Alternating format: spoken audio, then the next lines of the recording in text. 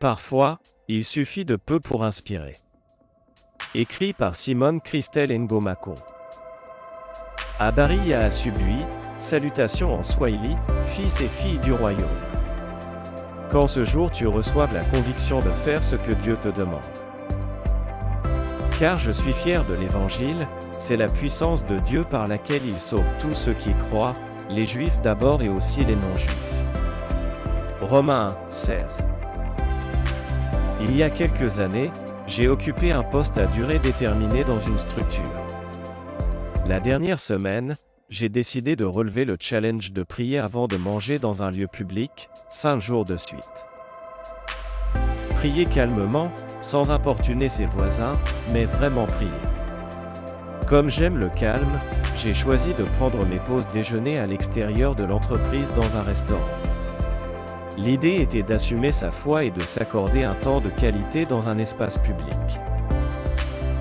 Les 2 premiers jours, je me sentais mal à l'aise et mes prières étaient précipitées pour éviter les regards. Très franchement, j'étais un peu gêné. J'ai prié à la va-vite, histoire de ne pas attirer l'attention. Du style « Père, merci pour ce repas, qu'il soit sanctifié, au nom de Jésus, Amen ». Le 2e jour, ça allait, mais ce n'était pas encore ça. À partir du 3e, j'étais à l'aise, je ne faisais plus attention au regard des gens. Le 5e jour, il s'est passé quelque chose de merveilleux. J'ai baissé ma tête devant le repas, silencieusement, j'ai prié en prenant mon temps. J'ai vraiment pris mon temps. Je tenais à remercier le Saint-Esprit pour mon dernier jour.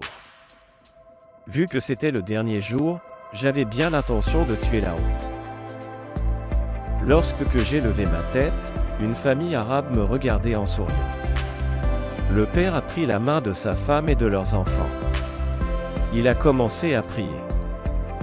2 jeunes filles assises en face de moi ont déposé leur sandwich pour, elles aussi, prier. Pendant près de 10 minutes, il y avait un doux silence dans la salle. Quelque chose se dégageait dans l'atmosphère. Non bien aimé, je ne prétendrai pas que toute la salle s'est mise à prier. Bien évidemment, des gens nous observaient, mais qu'importe.